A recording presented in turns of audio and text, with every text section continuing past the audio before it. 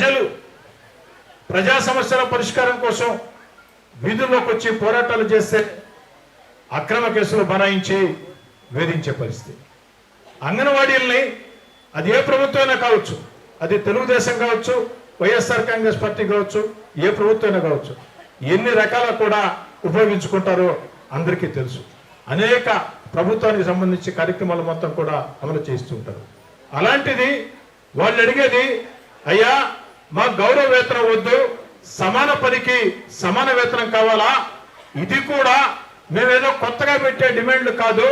ఎన్నికల ముందు జగన్మోహన్ రెడ్డి గారు మీరు మాట ఇచ్చారు, తెలంగాణ కన్నా 1000 రూపాయలు అదనంగా ఇస్తామని.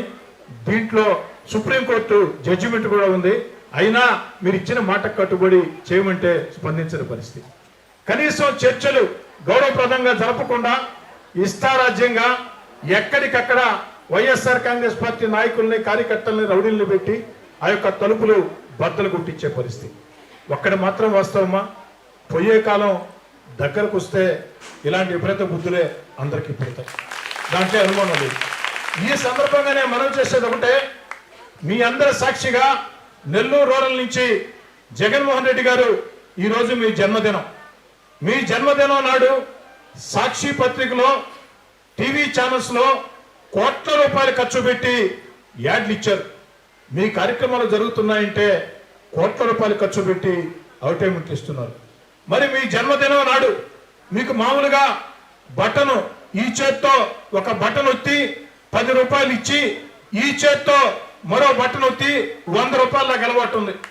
అలా కాకుండా ఈ చేత్తో లాగేది పెట్టుకోకుండా మీ జన్మదినం నాడైనా అంగన్వాడీ కార్మికులు అడుగుతున్నటువంటి కోరికల్ని తీరుస్తున్నానని చెప్పని ఒక్క బటన్ ఒత్తాలని చెప్పని మీ అందరి పక్షాన జగన్ గారు కోరుతున్నాను. ఎందుకని చెప్తున్నానమ్మా అంటే, మీకు తెలుసమ్మా, సంక్షేమ పథకాలు అనేవి ఏ ప్రభుత్వంలో వస్తాయి. గతంలో ఇందిరాగాంధీ గారు ఇచ్చారు, ఎన్టీ రామారావు గారు ఇచ్చారు, రాజశేఖర రెడ్డి గారు ఇచ్చారు, చంద్రబాబు నాయుడు గారు ఇచ్చారు, రోషే గారు ఇచ్చారు, కిరణ్ కుమార్ రెడ్డి గారు ఇచ్చారు, పక్క రాష్ట్రాల్లో జరుగుతుంది. కానీ ఆంధ్ర రాష్ట్ర పరిస్థితి ఏంటంటే, వీళ్ళు ఒక్కరే కొత్తగా సంక్షేమ పథకాలు ఇస్తున్నట్టు ఈ చేత్తో 10 రూపాయలు ఇస్తారమ్మా. ఈ చేత్తో ఎట్లా అవుతారంటే, అంత ముందుకి ఇప్పటికి మీ కరెంటు బిల్లు ఎంతో ఒక్కసారి ఆలోచన చేసుకోండి సల్లి, ఒక్కసారి ఆలోచన చేసుకోండి అమ్మా. గ్యాస్ ఎంతో ఒక్కసారి ఆలోచన చేయండి అమ్మా. ఇసుక ధర ఎంతో ఒక్కసారి ఆలోచన చేయండి అమ్మా. అదే కాదు, ఎస్సీ, ఎస్టీ, బీసీ, మైనార్టీ కార్పొరేషన్ల ద్వారా కొన్ని లక్షల మందికి, నిరుద్యోగ యువకులకి ఉపాధి కోసం ఆ రోజు లోన్లు శాంక్షన్ చేస్తే ఈనాడు అదేది కూడా లేని పరిస్థితి. రంజాన్ తోఫా లేదు, సంక్రాంతి కానుక లేదు, క్రిస్మస్ కానుక లేదు. ఆనాడు చంద్రబాబు గారు ముఖ్యమంత్రిగా ఉన్నప్పుడు దురదృష్టవశాత్తు ఒక మనిషి చనిపోతే, సహజ మరణం అయితే 2 లక్షలు, యాక్సిడెంట్ అయితే 5 లక్షలు. ఈరోజు అది యాడైపోయిందో తెలియదు. ఇక రోడ్లు, కాలంలో చూస్తే ఆ రోడ్లలో మనం నడుస్తున్నామంటే ఎంత కర్మ అర్థం చేసుకోండి. అందుకే ఈ ప్రభుత్వానికి ప్రజలందరూ ఒక పేరు పెట్టారు, ఈ చేత్తో 10 రూపాయలు ఇటు, ఈ చేత్తో 100 రూపాయలు లాక్కోటు. ఇది నాకెవరు చెప్పారంటే మా ప్రజల నుంచి వచ్చింది.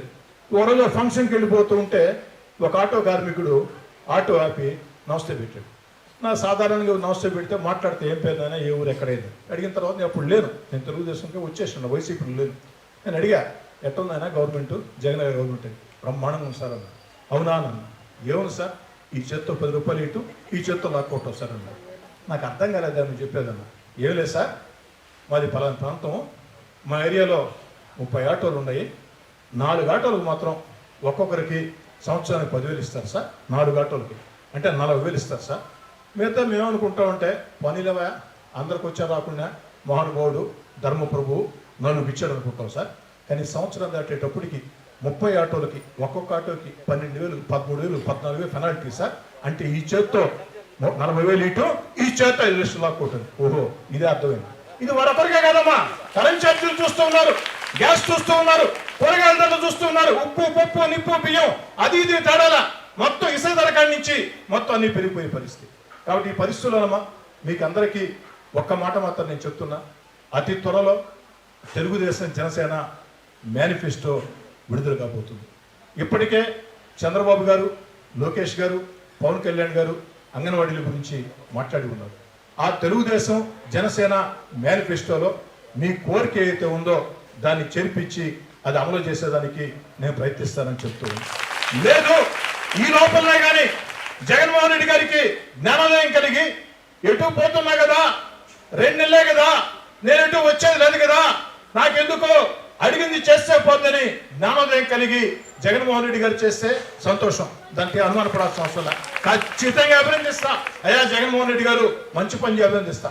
అలా చేయనప్పుడు ఖచ్చితంగా తెలుగుదేశం జనసేన మేనిఫెస్టోలో పెట్టి దాన్ని అమలు చేసేదానికి ఖచ్చితంగా ప్రయత్నిస్తానని తెలియజేస్తూ, ఈ లోపు మీరు చేసే పోరాటాల్లో ఏదో తొలి రోజే ఏదో వచ్చామా, మైకెత్తుకున్నామా, మాట్లాడామా, మీరు చప్పట్లు కొట్టారా, ఇది కాదమ్మా. మీరు చేసే ప్రతి పోరాటంలో మీరు ఎప్పుడు రమ్మంటే అప్పుడు, ఎక్కడికి రమ్మంటే అక్కడికి, ఏ సమయమైనా పర్వాలా మీతో కలిసి ఒక అన్నగా ఒక తమ్ముడిగా అడుగులు వేస్తానని, మీ మీద దెబ్బలు పడే ముందు ఆ దెబ్బ నా మీద పడాలి.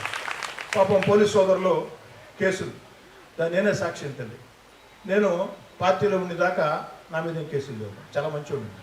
దూరం అవుతానే అయ్యా బారాషాయి దర్గా డబ్బులు విడుదల కాల, క్రిస్టియన్ కమ్యూనిటీ హాల్ డబ్బులు విడుదల కాల, పొట్టేపాలెం కలుజు వంతెన డబ్బులు విడుదల కాల, ఇట్లా చాలా సమస్యలు ఉన్నాయి. కొత్తగా నేను మాట్లాడే మాటలు కాదు, 4 ఏళ్ళుగా మాట్లాడుతున్నా.